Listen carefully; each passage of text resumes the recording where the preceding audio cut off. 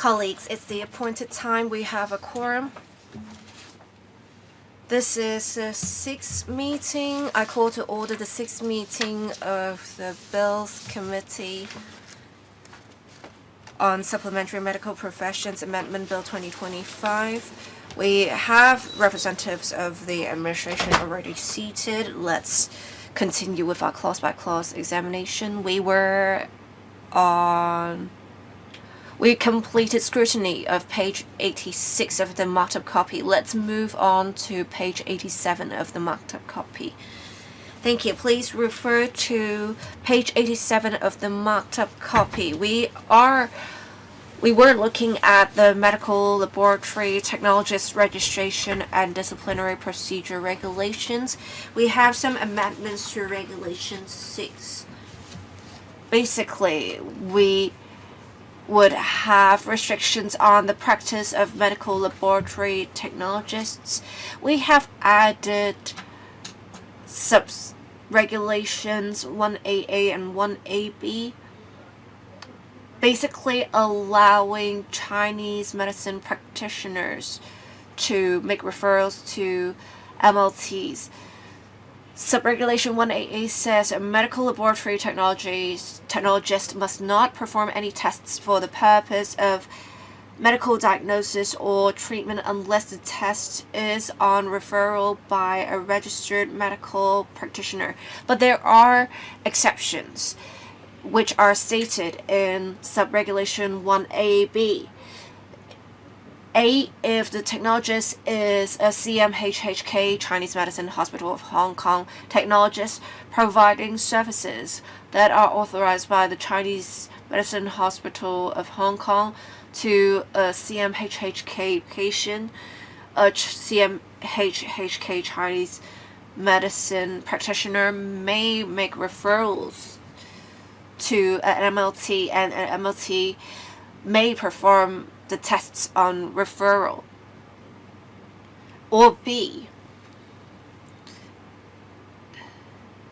if the performance of the test falls within the circumstances specified in the Code of Practice for the purpose of referral. There are three scenarios here. 1, a registered Chinese medicine practitioner. 2, a registered dentist. And 3, a registered veterinary surgeon.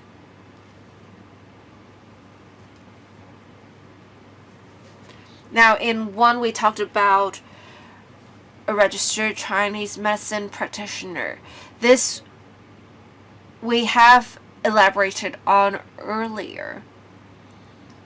For a Chinese medicine practitioner who is not a Chinese medicine practitioner engaged by the Chinese medicine hospital, they will need to make sure the circumstances fit what is specified in the Code of Practice before they can make a referral. When we talk about a Code of Practice, it is a Code of Practice for MLTs.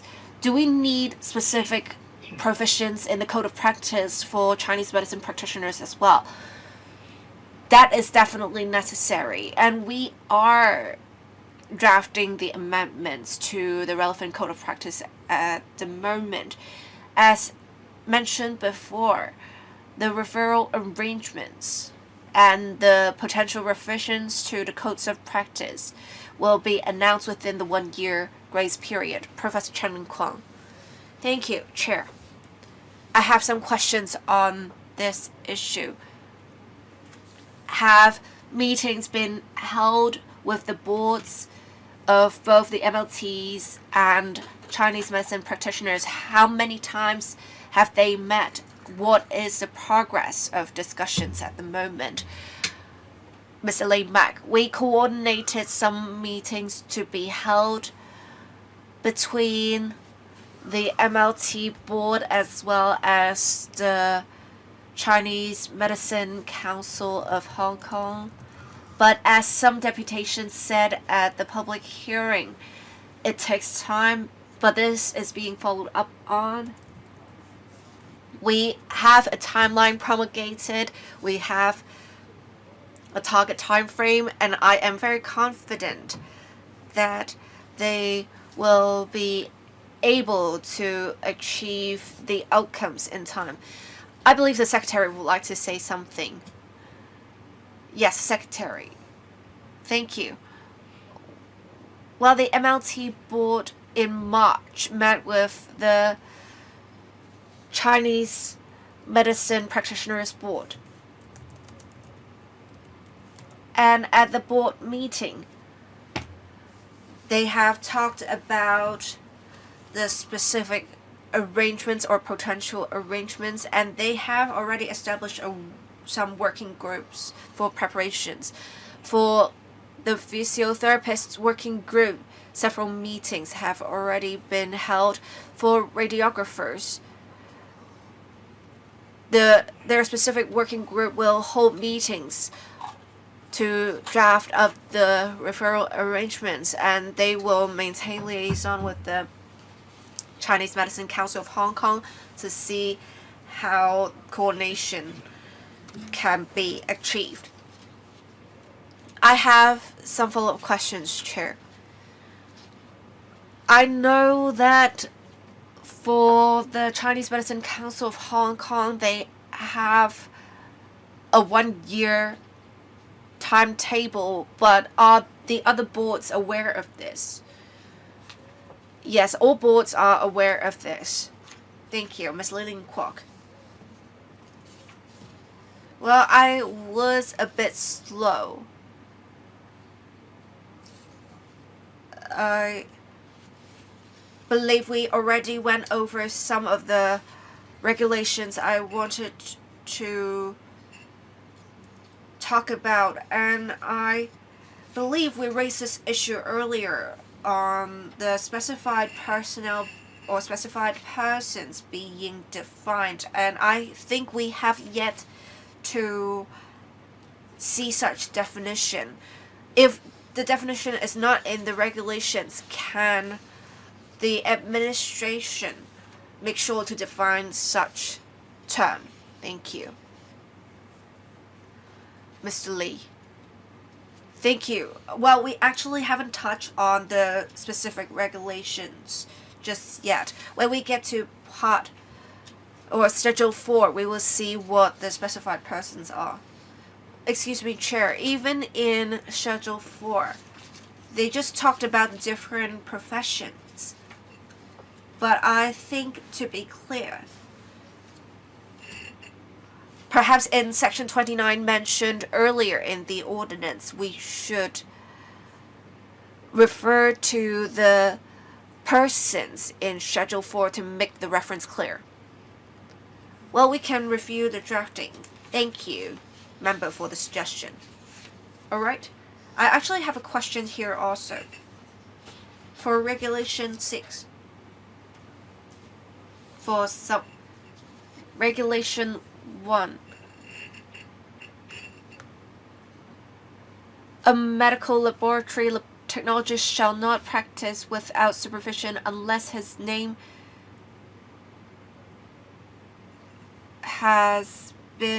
is entered in Part 1 of the register. But for a professor from overseas, it may be difficult to exercise this, no? Well, indeed, as the chairman said, in fact, in an earlier provision, I believe it's page 8 of the marked up copy, there will be some mention, and I think it may be the case we will amend Subregulation 1 that there has to be a condition of one's name being entered in Part 1 of the register. Alright, let's move on. Well, page 88 or page 89 of the marked up copy, application for full registration or provisional registration, we have repealed sub-regulations 1 and 2. These are references to Schedule 2.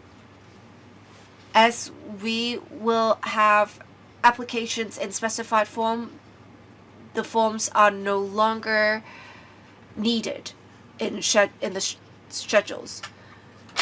All right, and again for Regulation 9, again we are repealing this because for the same reason.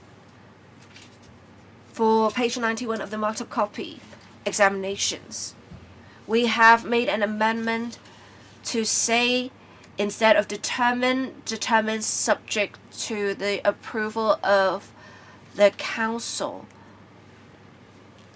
That is about the syllabus of the examination. This is to reflect our legislative intent, the relationship between the board and the council, and that there is coordination. Please carry on.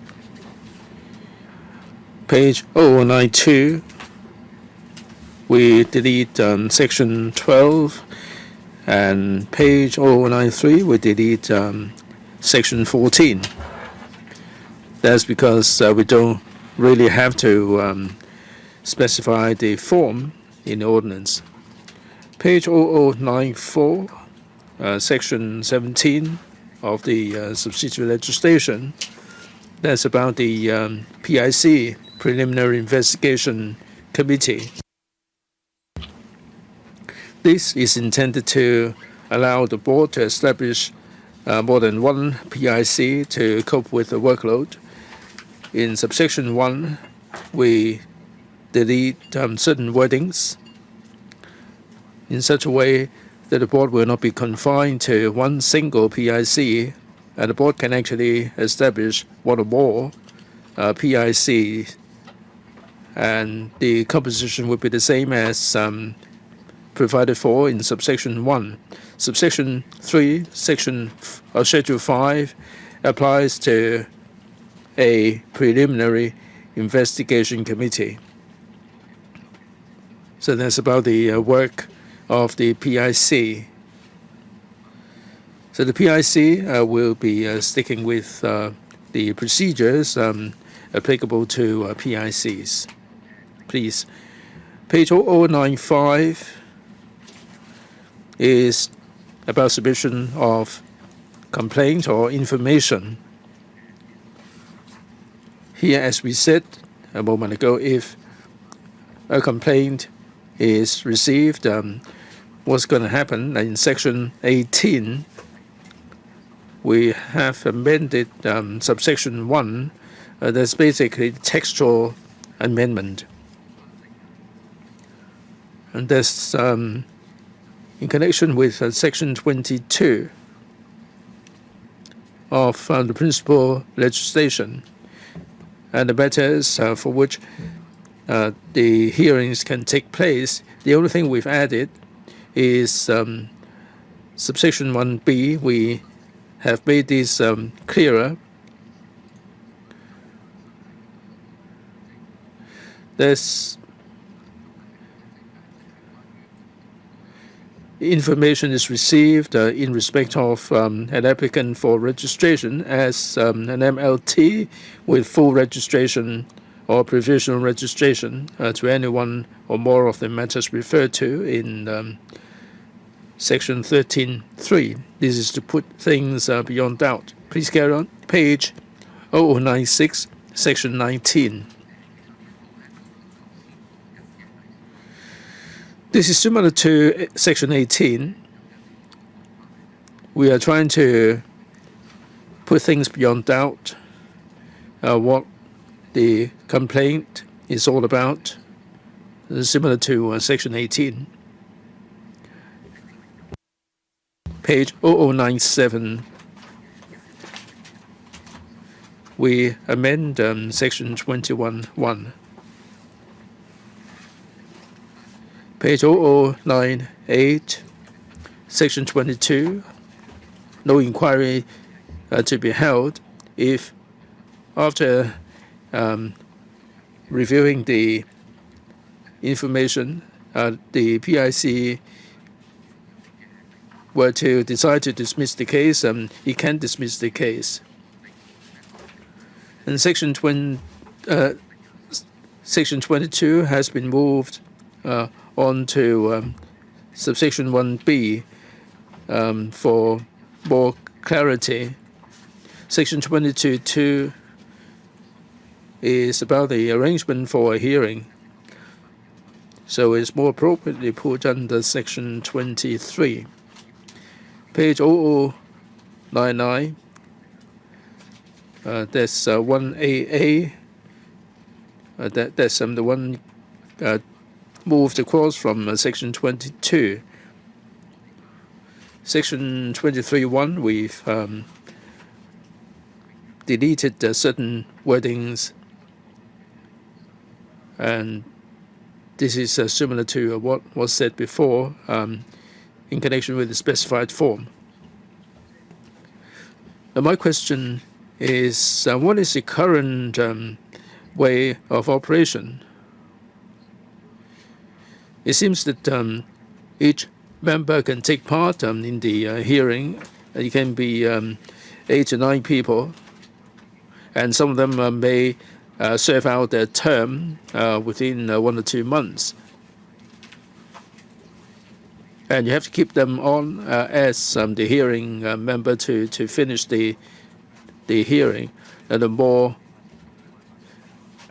you have to keep the same number of members on the hearing board, and you might have difficulty finding the same number. Would you be limiting the number to facilitate the smooth functioning of the meetings? Chairman, thank you. Like you said, Chairman, we'll be inviting all the members to take part.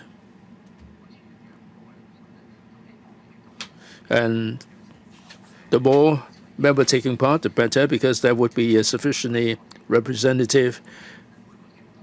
As I said, for each profession, we don't get a lot of hearings, and the members are really taking part in these hearings enthusiastically.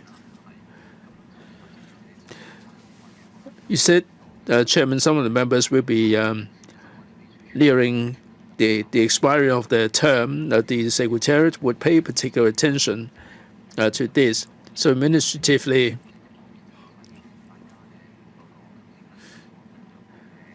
we will look at the availability of the complainants and the respondents, and we also have regard to the tenure of the members. Earlier, we said that for each hearing, it would take about 1 or 2 days over the past couple of years. So we should be able to complete the cases before the expiry of the members' terms. There may be some specific cases. Maybe there are 10 members on the second half day. Some of the members may be otherwise engaged, and they cannot turn up. And instead of 10, we have 9, but we'll still be talking about the same number of people. If some of them are absent, we will make sure that the quorum is there and proceed with the hearing. But as I said, this doesn't happen very often, and it would take up 1 or 2 working days, or sometimes 2 half days. So we will make sure that the hearings can be completed in a fair and just manner. Thank you. I've got no further questions.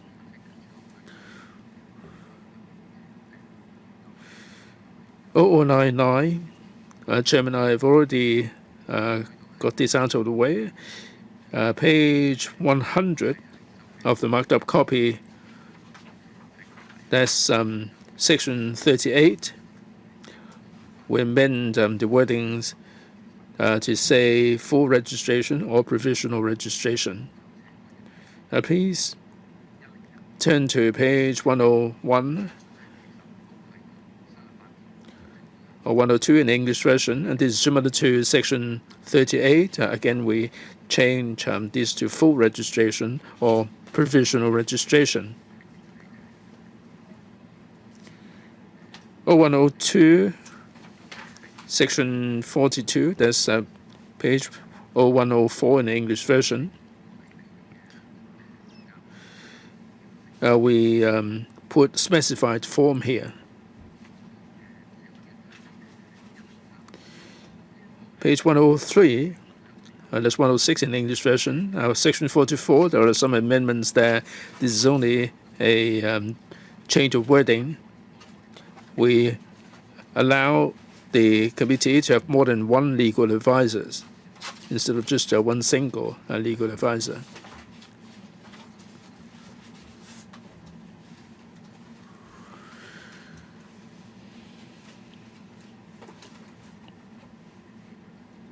Please carry on.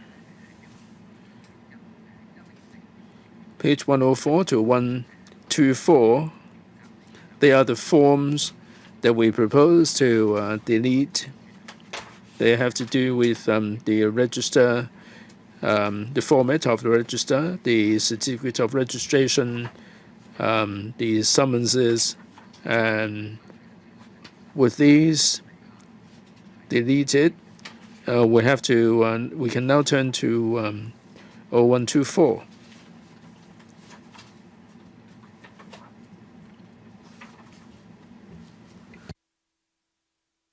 Please, page 0124, Schedule 3, or 0129 in the English version. There are fees for the documentation. It was 2015 that we last revised all these fees, and we'd like to take this opportunity to update the fees. In Schedule 3, there are certain other changes. Number one, we delete the fee for any alteration to register under Section 10.2 and also provisional registration. The fee has been deleted. There are some other fees that have been updated, and we add 3A, that's the limited registration fee. That's the main amendment there. Schedule 4, page 0130, exemptions from the ordinance.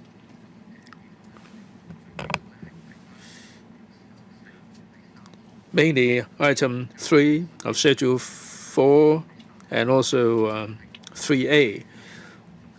Section 3, a student in the course of undergoing any course of training to be medical or to be MLT at University of Hong Kong, CUHK, and the Hong Kong Polytechnic University. Now, we're not specifying the names of the institutions. We are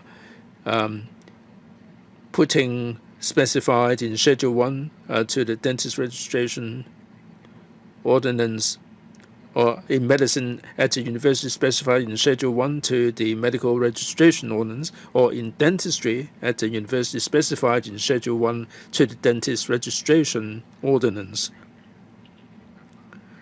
So this is to present the information more clearly, and in the newly added 3A,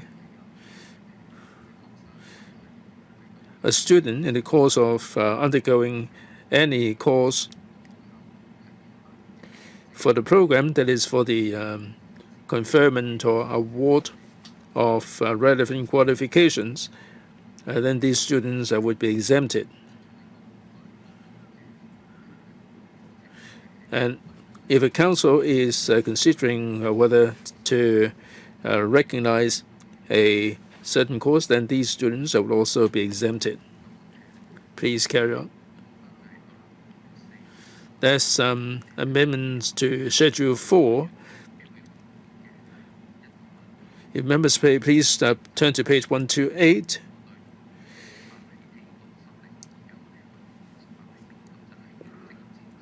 We move on to the occupational therapists. In the interpretation, there are some amendments, and this is similar to the MLT. I don't propose to repeat them here.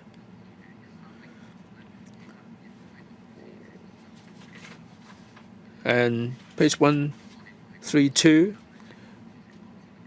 the register will become the specified form, and there are 5 parts to it.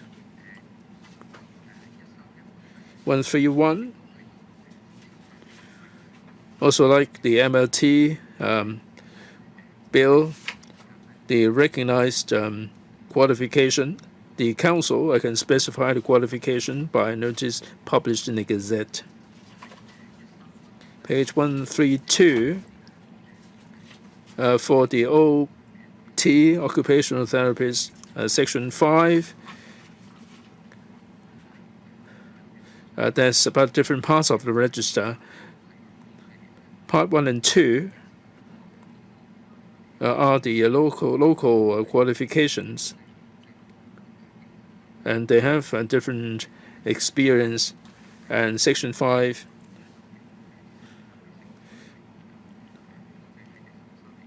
Part 4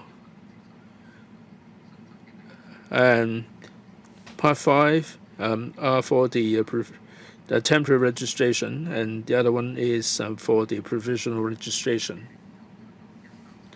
Page 133.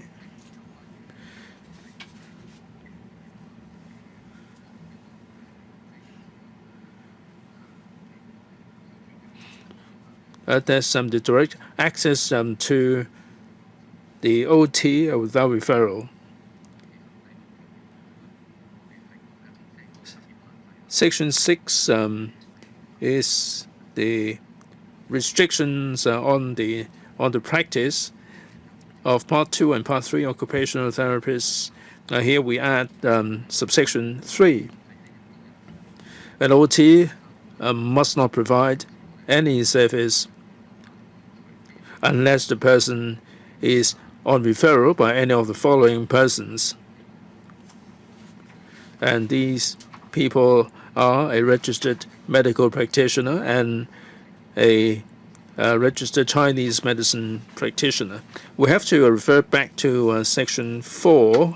That's our proposed arrangement. Section 4 provides for the circumstances where direct access can be allowed. Section 4A, if the OT has got a certificate or written document saying that the certificate is issued within 12 months, and there is a diagnosis there, and the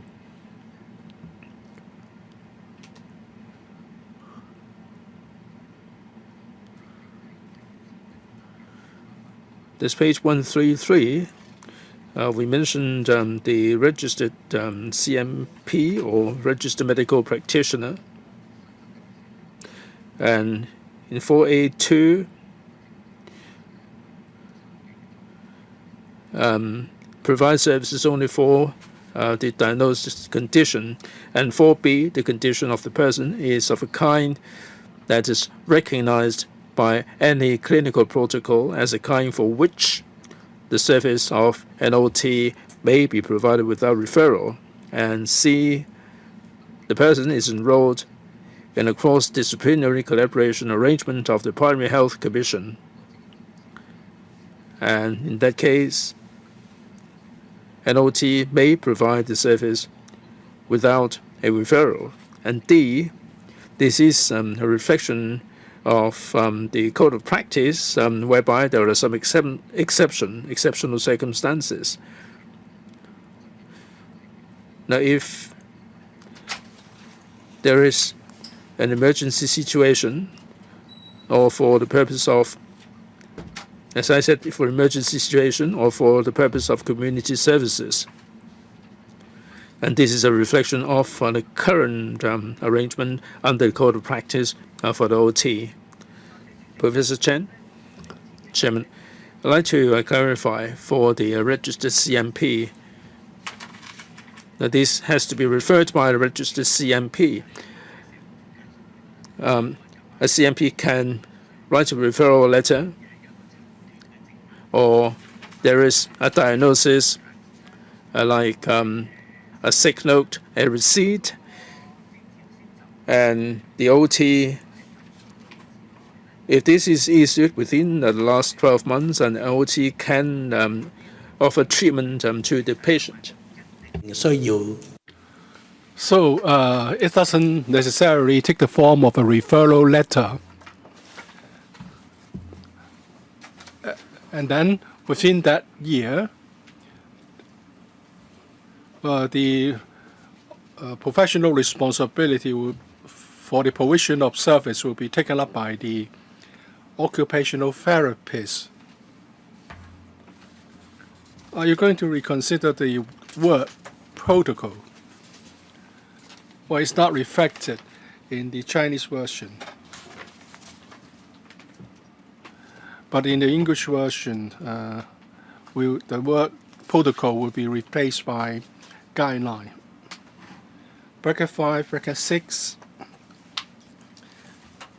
is linked to the new 4B and 4C. Under 4 bracket B, the OT has to comply with the relevant clinical protocol. And for C, bracket 4 bracket C, the enrollment in a cross-disciplinary collaboration arrangement.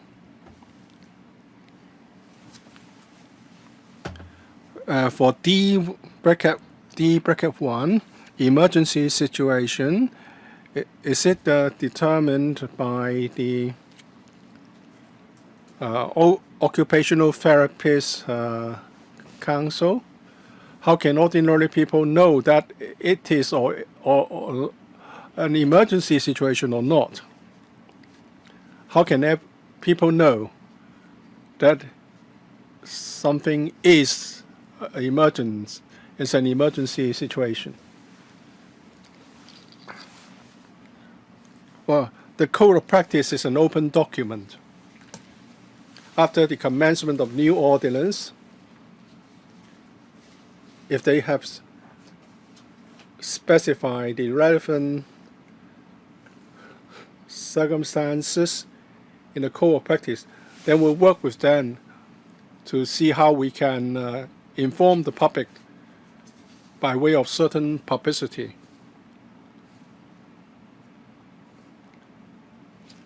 Well, physiotherapists may face emergency situations more often rather than OT. So I hope you would do more publicity instead of just informing the professional practitioner. Let's continue. We were on bracket 5, bracket 6. It's linked to 4B and 4D 1. And then bracket 7.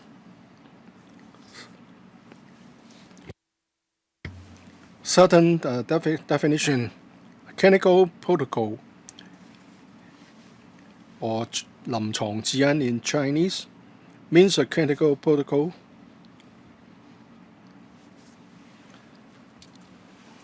Engaging the professional service on an OT that is published by referencing authority on a website or that states it is published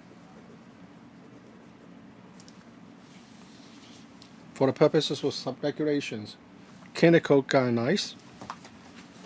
And then we have a definition of registered Chinese medicine practitioners.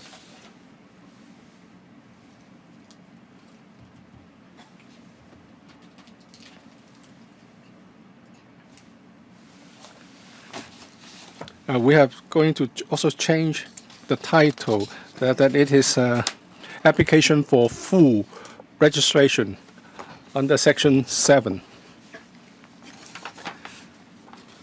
And there's no need to specify the need for certificate of registration in the subsidiary legislation. And then also the syllabus will be determined by the council. It's just like the MLT. 0140, page 0140 of the Chinese version. We are going to repeal section 14. Page 0141, Chinese version. And we are talking about that one or more PIC can be set up. And or we propose the deletion of page 4 because this term in bracket 4 has already been defined. 0143 Chinese version. We want to specify the scope of the complaint or information submitted. 0144 Chinese version or 0152 English version. Section 19 is related to section 18. It's about the same subject. 0145 is an amendment to the term which we have already examined. 0146 section 22. Just like the one on DLT, we have a new 1AA. It's one capital A is the same situation here. 0147 is just like the regulations on MLT.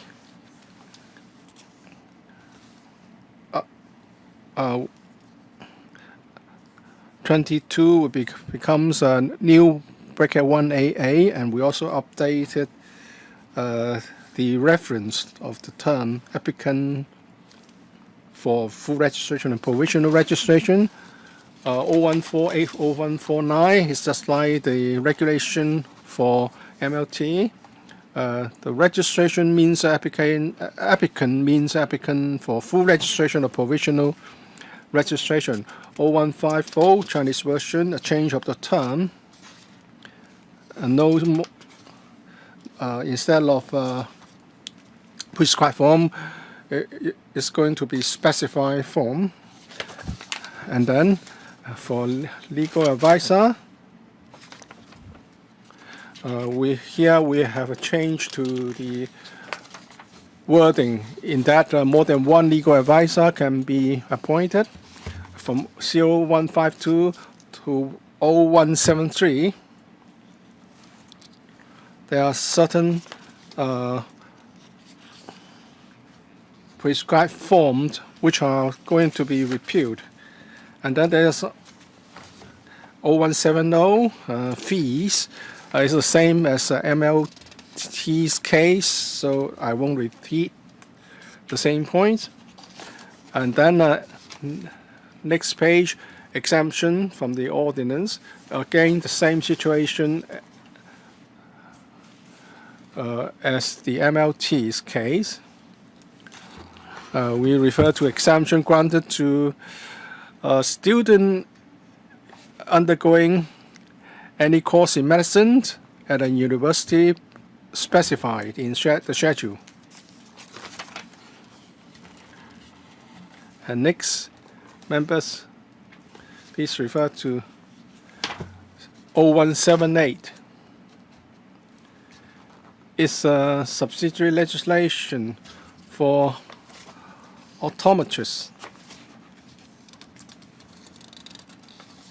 Just like the case with MLT and OT, we are going to make the similar amendments, and I won't repeat the same points here.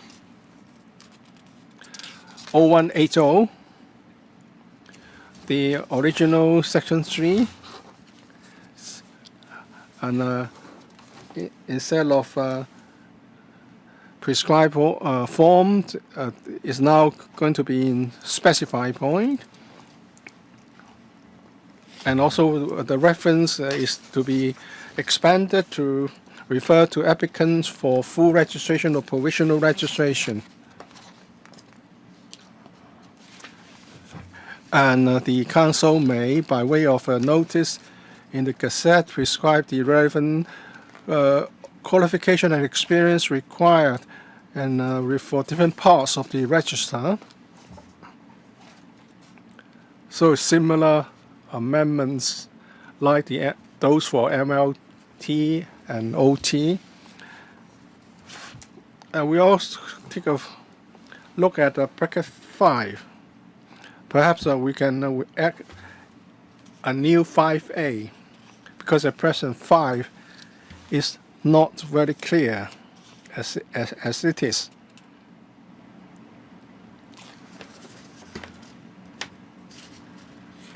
We would like to clarify the point on the qualification required under Part A is the same as that required under Part 2. We'll clarify this. And then register, just like the two other pieces of subsidiary legislation, we're going to have new parts. New Part 5 to be added. Part 5, limited registration. Part 6, temporary registration.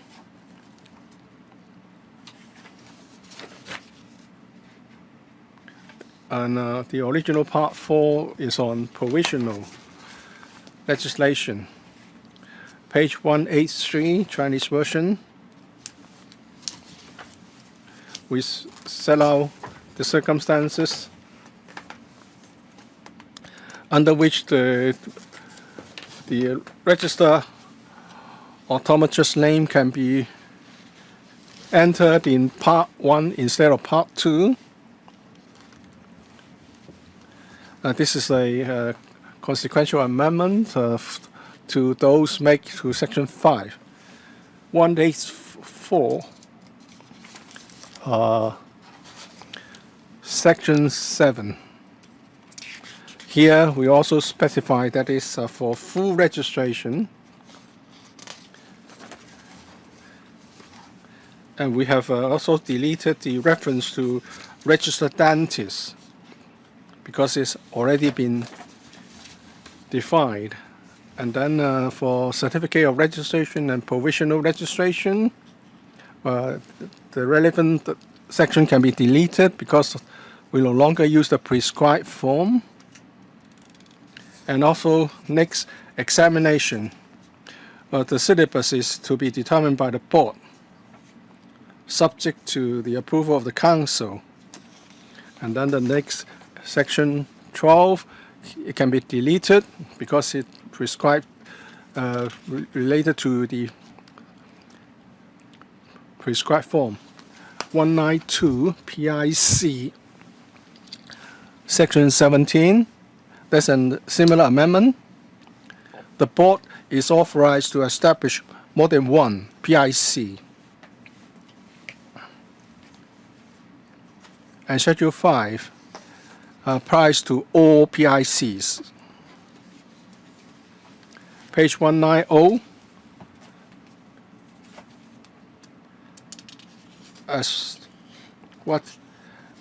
and also it specifies the scope of the hearing to be conducted when a disciplinary hearing is conducted. Page 191, Chinese version. The slide, Section 18. We also delineate the limit or the scope here. And there's an amendment here regarding the chairman's decision. Because in the original subsidiary legislation for the automatus regulation, the chairman is not allowed to reject or dismiss the complaint if the complaint is groundless or the facetious. If not, then the chairman must direct the secretary to refer the matter to the committee to consider whether an inquiry should be conducted. Page 193, an amendment to the term used in section 21. Page 194, section 22, an amendment, just like the subsidiary legislation that we have discussed. We have removed 22(2) to section 23, and we also updated certain terms used in section 23, 196, 197. Applicant, the reference to applicant is to be defined as an applicant for full registration or provisional registration. 198, the term specified form. And also the next amendment is about the relaxed rule about appointing more than one legal advisor. And then next, page 224, Schedule 3 to the 244, page 244, item 9 is unique to this subsidiary legislation. It's about examination fee. It's the same as other examination. So we do not want to retain this part on examination fee, and is proposed to be repealed. 250, exemption from the ordinance, just like the other professions. A student in the course of attending a course in medicine will be exempted, just like the other allied professionals. Page 226, in relation to radiographers, sublet H, interpretation, some amendments to the terms under interpretation. And it's a similar situation like the other sublet, so I won't repeat the similar points. We have some consequential amendments because to the term radiographers and diagnostic radiographer.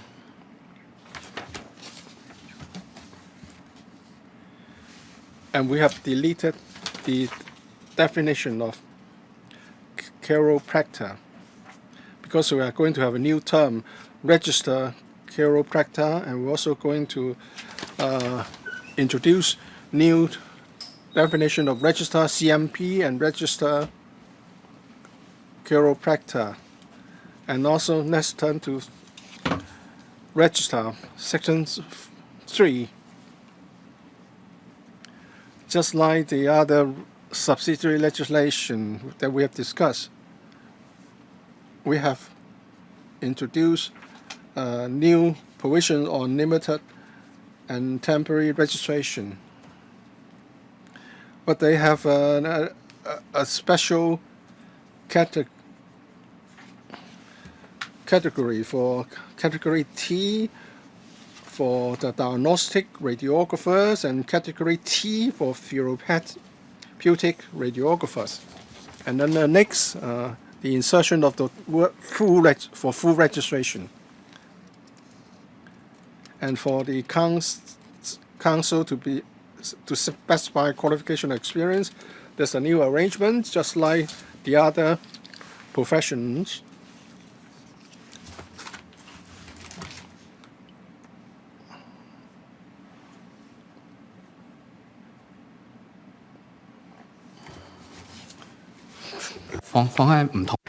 Well, for the categorization of radiographers, we have made some changes in the definitions to reflect the different categories of radiographers.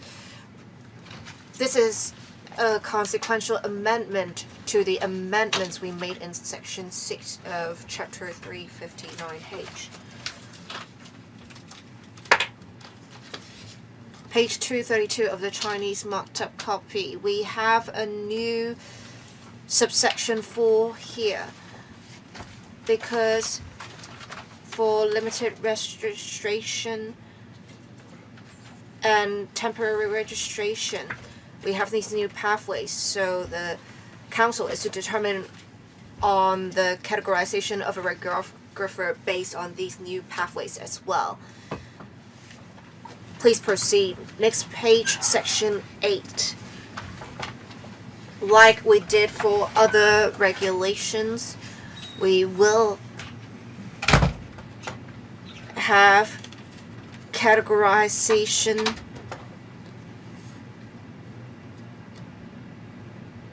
done by the council, and these will be promulgated or announced by the council in Gazetted notices.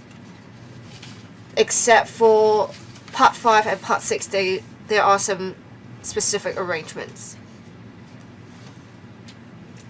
Page 234 and 235 of the Chinese marked up copy, we have repealed the definitions for the different categories. Page 236 of the Chinese marked up copy, section 9, we have repealed the section because we believe there's no need to specify this here. Page 237 of the Chinese marked up copy, section 10, examinations. As we did earlier, we are amending determined to say determined subject to the approval of the council. Pages 238 and 239 of the Chinese marked up copy, because we will have a specified form or specified forms now, we are just repealing the relevant sections. Section 15.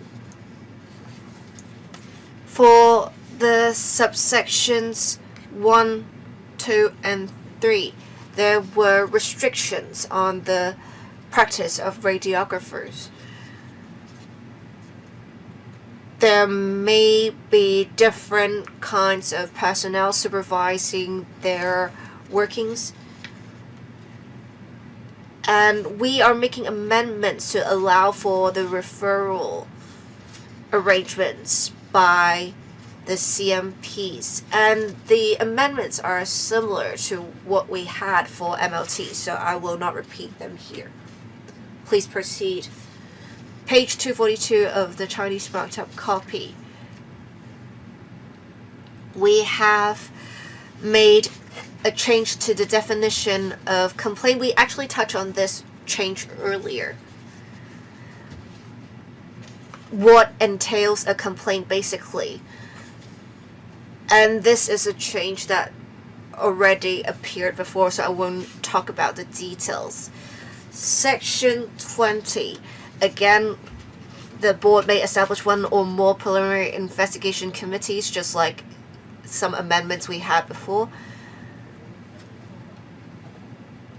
And here, in subsection 4, for diagnostic radiographers and therapeutic radiographers, their PICs would have different compositions. So here in subsection 4, we have updated the wording. But these are just textual amendments, essentially. Thank you. Please proceed. Page 245 of the Chinese marked up copy, we have made amendments to chairman of a committee, and we have also made changes in section 22 and 23 that are related changes. Section 24, again, a similar change because we now have multiple committees. Page 248 and page 249 of the Chinese marked up copy, sections 25 and 26. Basically, we have changes because we have more than one committee and a specified form. Sections 41 and 43, application for full registration or professional registration. We have a minor change in section 44, and then section 45, it's for a specified form.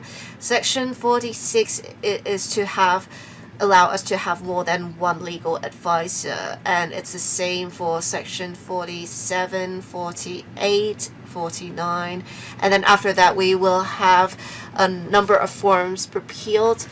Page 282 of the Chinese marked up copy, we have some updates to the fees, just like what we had before. Page 283 of the Chinese marked up copy, Schedule 4. This is applicable to radiographers. For different categories of radiographers, there may be restrictions on practice, and these restrictions are set out in this schedule. And there are cases of supervision. On top of that, there are also referral arrangements. We do not make changes to supervision arrangements. It's just that with the provisions relating to referrals, we'll repeal them because we mentioned them in other provisions. But for the arrangements relating to supervision, they will be unchanged and left here.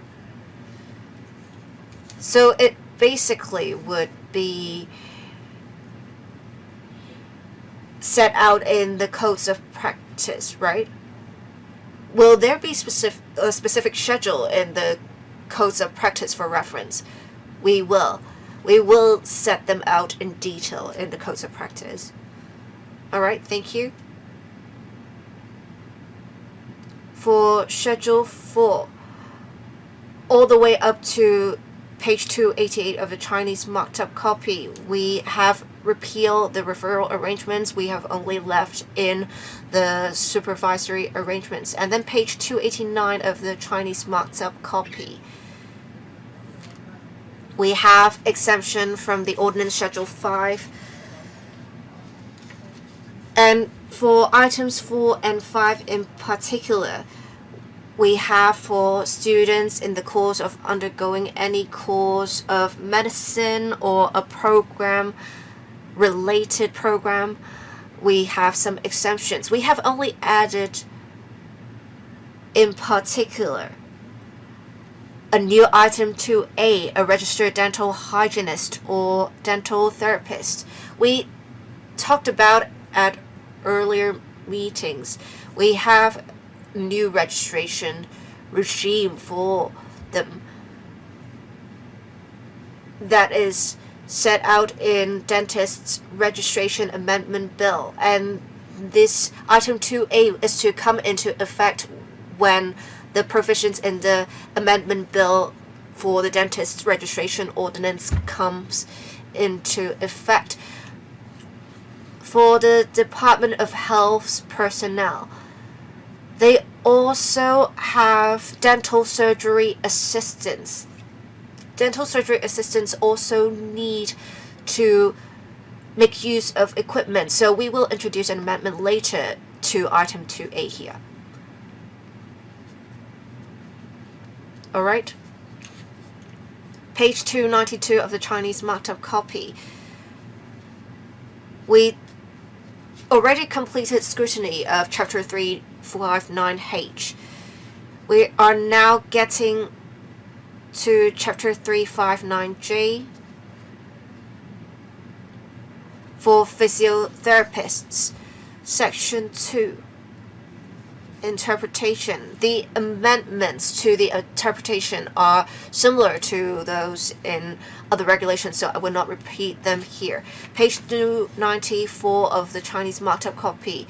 The amendments to Section 3 are similar to those before. Basically, we would include those registered under other pathways, but for physiotherapists, they actually have something different. Part 1 is divided into parts 1A and 1B, so this is somewhat special to them. Okay, page 295 of the Chinese marked up copy. Counsel to specify qualifications and experience. The amendments are similar to those before, and the council will promulgate Gazetted notices accordingly. Thank you. Right, for section 5. Entry and register. We have again made similar amendments to the relevant section. Sure, please proceed. Page 297 of the Chinese marked up copy, section 6. These amendments are similar to those for occupational therapists. In several cases, direct access to services may be provided, and these amendments, as I said earlier, are similar to those for occupational therapists. We will introduce amendments to the term clinical protocol to clinical guidelines as well. Excuse me, Ms. Chen Huoyan. Chair, I want to ask about 62B.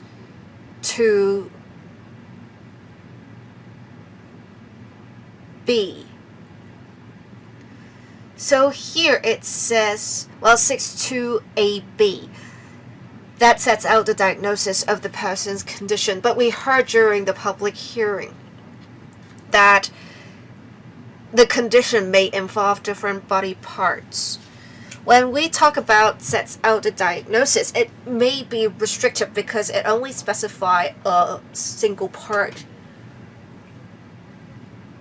So if one is in pain, say one has an injury in the waist, it may pull the muscles up to the neck. So would this drafting pose limitations in physiotherapists' work? Mr. Lin Mack. I will give a brief reply for now. These provisions here would allow for direct access of services of physiotherapists. Say in 2A1 capital letter B, it is about one has gone to a medical practitioner within the 12 months and there is a diagnosis of the patient's condition.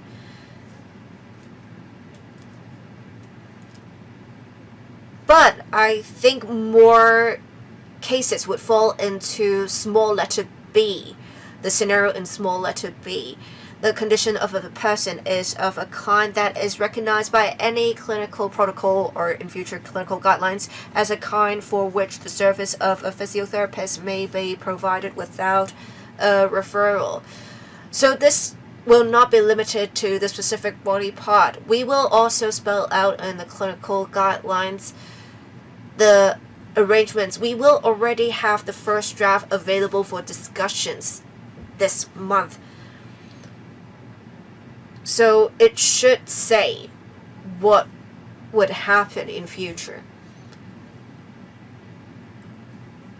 I just have more questions. I think, say, for a driver who has to sit somewhat tilted, it may be different from what is said in the diagnosis. So it may not just be a muscle being pulled in the waist. It may be a larger condition in the sense that it may involve muscles in the neck as well. So according to diagnosis, one can only provide services for the condition, and the condition may only be said to be waist pain. So, can physiotherapists only treat pain in the waist, or is it the case that physiotherapists can actually do their work and treat muscles of different areas, while the medical practitioner only looked at the waist?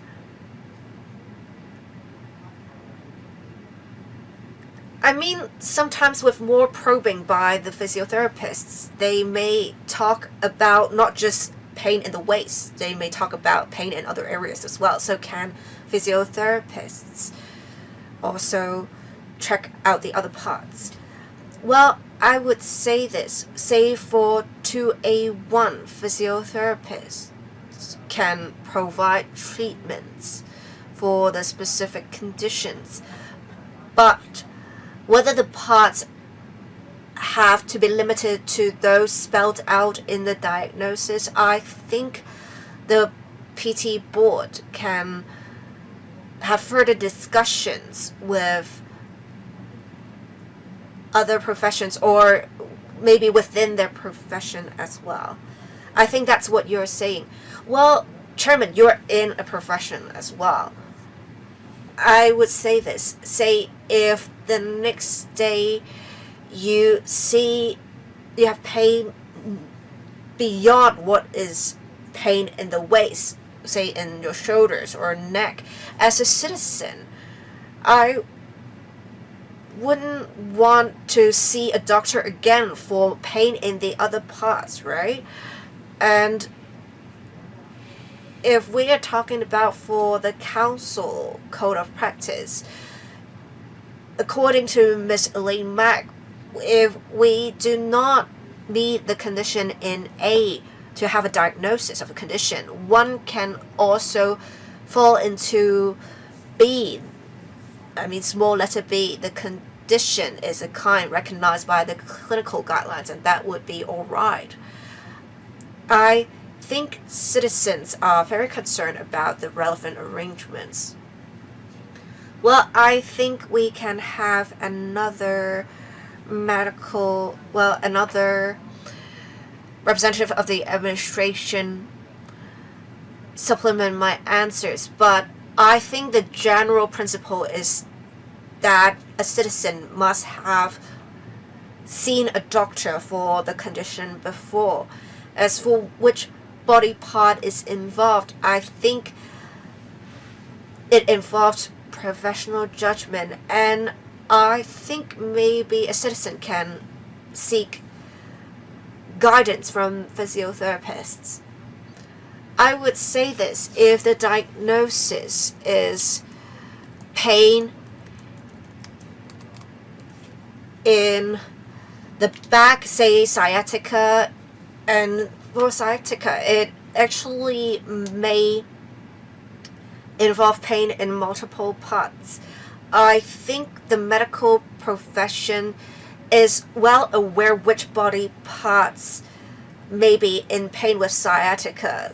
Some pain may transfer indeed, but some may be so remote. Say one has a diagnosis for the knee and one then says their neck is in pain. So with a musculoskeletal condition that involves a larger part of the body or multiple body parts, I would say this: for clinical judgment, we need to have the red flags identified. The medical or the patients would have to tell the medical practitioners that, or they should receive basic treatment from family doctors, and then family doctors should tell them about the care plans. This is the proposed arrangement in the clinical guidelines. Basically, we hope to have within 1 year these possible scenarios drafted. But if there are other exceptional scenarios. I guess we can liaise further with primary care personnel how we can cover these scenarios. So we will try to accommodate for these different scenarios. Chairman, so if there are problems with the other part of the body, one has to consult the family doctor before getting the physio. Or can I tell the physiotherapist that I'm developing pain in other parts of my body and they may be related? Is this on the right side of the law, or would that fall within B? Chairman, this provision governs the allied professionals. If they do not follow these clinical protocol, it would result in the board looking at the case and exercising judgment. Now, on the part of the members of the public, they don't have to be worried about it. If they go to the physiotherapist, they can rest assured. Well, it's not a question of the residents committing an offense, but if I develop pain in other parts of my body, should I go to the family doctor again? This is a fundamental scenario. Normally, you will not be treating one part of the body, and you have ache and pain in other parts of the body as well. Under these circumstances, will the allied professional be able to look at this clinical treatment? Yes, I'm sure that the allied professional will exercise their own professional judgment and offer advice to the patient, and they would be in a position to tell under what circumstances they can deal with the issue, or should they have a referral. So I mean, this is to ensure that everybody would be on the same page, and we would be listening to their views as to how they can communicate better with the patients. Right, let me cite a concrete example. Now, if one has different length of their legs, and this is causing waist pain, and this is not causing elbow pain. I mean, if this is there is elbow pain, it would involve some other treatment or some other diagnosis. So would that fall within the cross-disciplinary collaboration, or should it fall within one? Chairman, if I may add, earlier we were dealing with OT. Now with PT, I'm sure a lot of the members of the public would have exposure to. And I hope that you will get a message across to the residents that they have to see the doctor first, and the message should be disseminated clearly.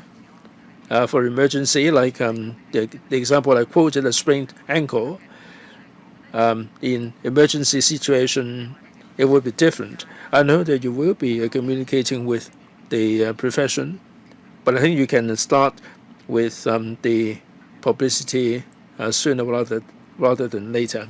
Any supplement? No? Let's carry on. We were talking about amendment to Section 6 in relation to referral, and we are done with that. Will members please refer to page 300. Section 7, there are also amendment 301.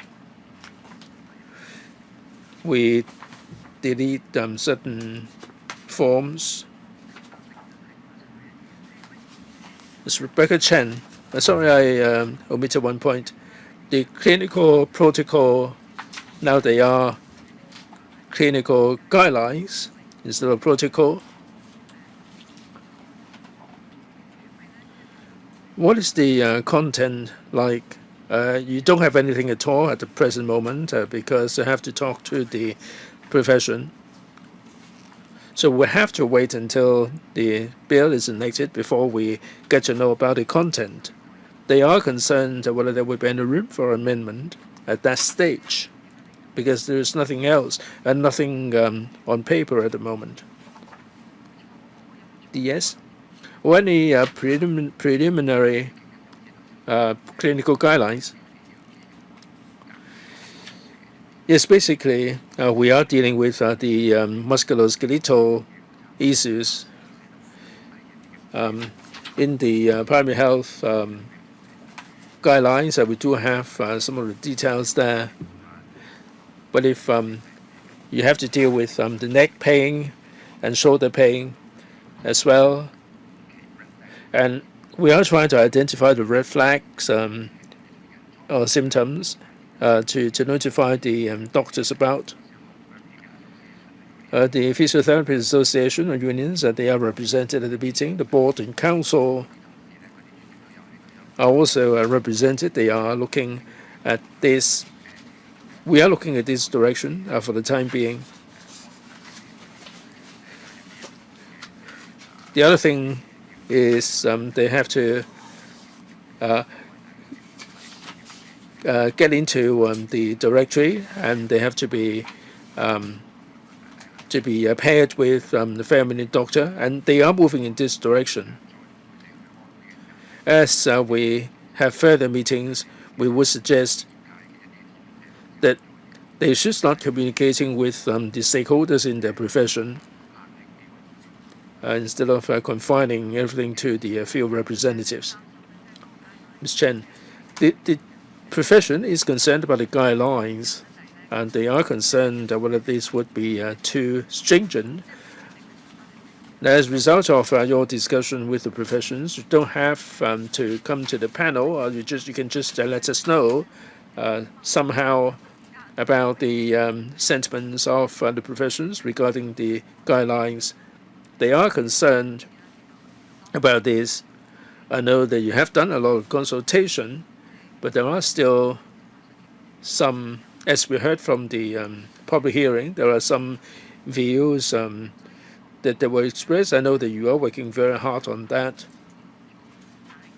Now, with the bill enacted, if there are still concerns and misgivings about the guidelines, I think you ought to communicate with the electrical and the trade to make sure that this ordinance is going to be beneficial to the members of the public. Yes, please. Now, for the guidelines, what are the administrative arrangement and all the details? Now, we do have the guidelines regarding the referral and the direct access. If other professions would like to find out more, they might wish to have access to these guidelines, and we will explain what the guidelines entail and all the concerns that they have raised. I think you have to make sure that it's not too stringent. You have to have a regard to the health of the public. We argue on the basis of scientific data instead of anything else. So this is the way we go. Please carry on. Members, please refer to page 302 of the Chinese version. That's 335 in the English version, section 10, examinations. The examination will be on the basis of the determination of the council.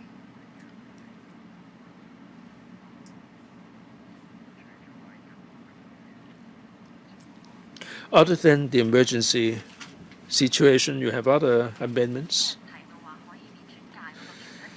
Yes, direct access other than emergency situation. Some members asked whether we can include the community services as alluded to by the Code of Practice. We will discuss with the board. If this is reflecting the actual situation, we are prepared to have this incorporated in the amendments. Please carry on. Page 303. We're deleting some of the prescribed forms. Page 305. There's about more than one PICs. All these appeared before in the previous provisions. 306. We'd like to make it clearer about the hearing arrangement, and 307, section 19(1), that's similar to section 18. 308. When we look at the subsidiary legislation for optometrists, we look at similar things. The chairman, if the case is frivolous or groundless, this can be dismissed. 309, an amendment of a wording here. 310, also the specified form. 311, and page 312 regarding 39. 3839, that's about the full registration or provisional registration. 313, that's the specified form. 314, more than one legal advisor. 315 through to 37. These are the existing forms and they propose to be deleted, please. Page 338, Schedule 3, fees. This is similar to the other subsidiary legislation.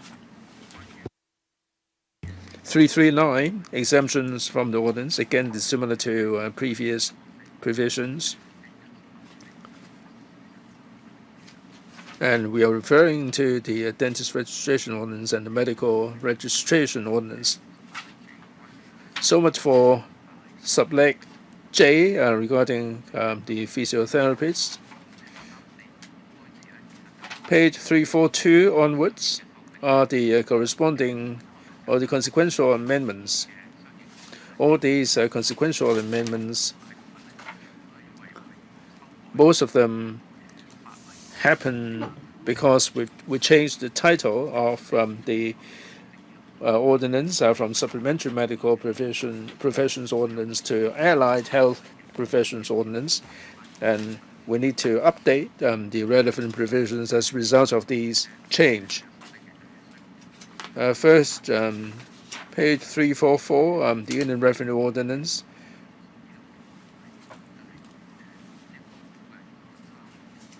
Uh, 23, 26, 27, 31, they all mention this SMPO. This is just to update this.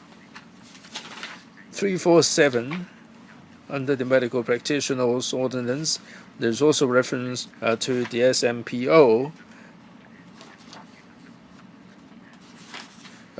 regarding the practices without registration, and also the statute.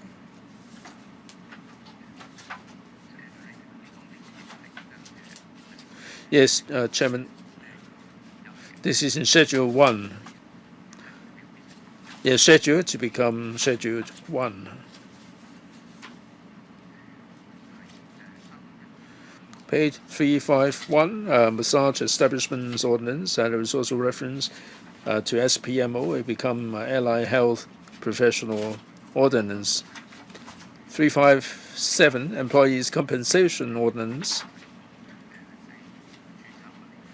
Here there is a reference to registered OT and PT. There is also reference to the SMPO. Again, some updating here as well.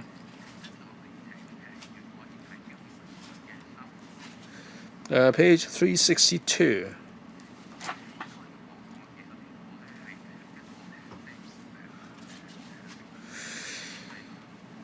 This is control of exposure to radiation, or the radiation control of irradiating apparatus regulations. Under certain circumstances, people can receive exposure to radiation in a diagnostic situation.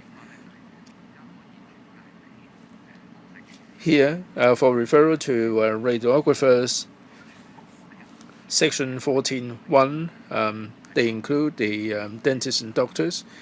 In fact, they include the Chinese medicine practitioners and chiropractors. So medical practitioners, registered dentists, registered chiropractor, and registered Chinese medicine practitioners, there are definitions there. Page 364 and 65. The clinic, definition of clinics. Optometrists and PT, DHA.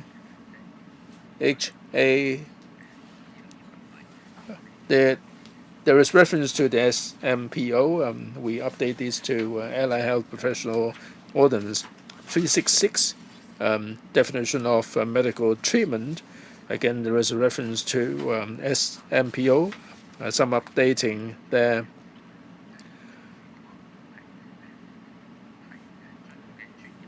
And people engaging in profession in the schedule, again to become the Scheduled 1. There are some subsidiary legislation under the SMPO. Let me briefly say something about it. As we said before, under the SMPO, when it was elected, some of them were not going into force immediately, depending on the profession. Now, for these subsidiary legislation, they are obsolete, and we propose to delete them. Page 367.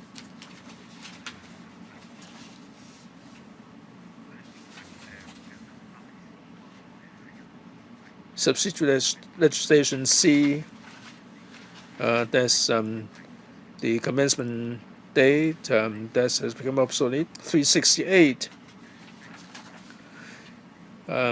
Application of Section 29.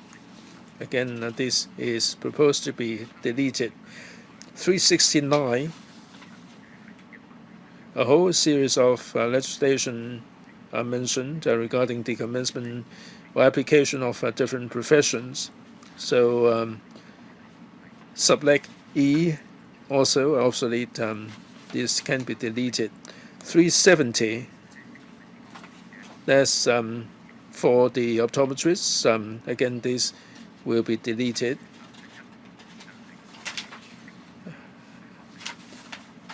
Radiographers, 371, that's subleg I, again proposed to be deleted. 372, 73, the same thing. Again, they will be deleted.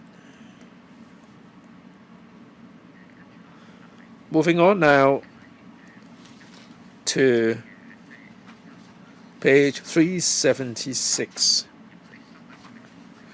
Under the Trade Descriptions Ordinance, Schedule 3, Item 12, there is a mention of the SMPO.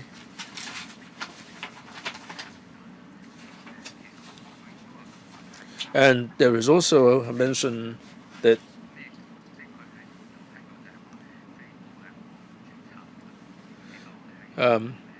there is a mention of register. When we amend the legislation, we do have a definition for the registration, so there is no need for provisionally so registered in accordance with the provisions of Section 15. This will be deleted. 378, merchant shipping seafarers medical examination regulation, there is a mention of register optometrist and also the SMPO. Some updating is necessary. Page 380, Chinese Medicine Ordinance, a reference to this ordinance, which is to be updated. 382, C Election Ordinance Schedule, the composition of the election committee. Reference is made to the chairman of the SMP Council, so it will be amended to the chairman of the Allied Health Professions Council. The same for page 0383.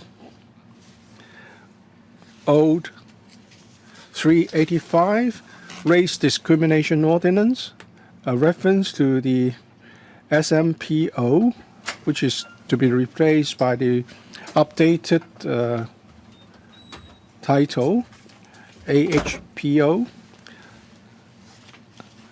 386, 387, assessors of minimum wage. Under section 2,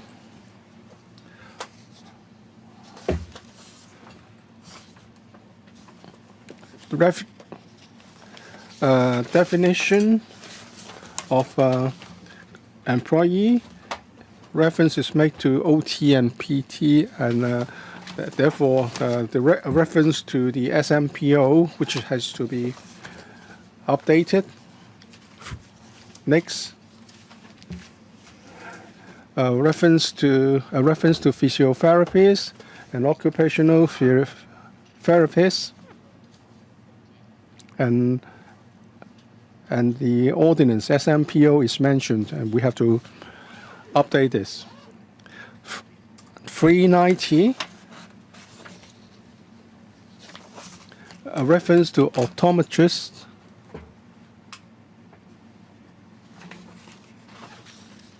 We want to delete this.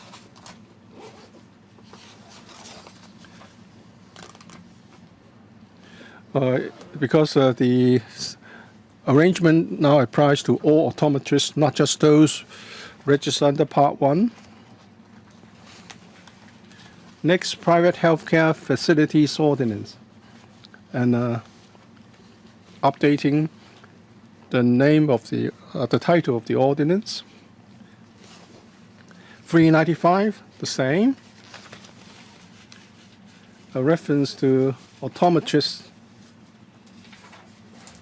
And here the optometrist refers to all optometrists, not just those under Part 1 of the register. That's all for the amendments.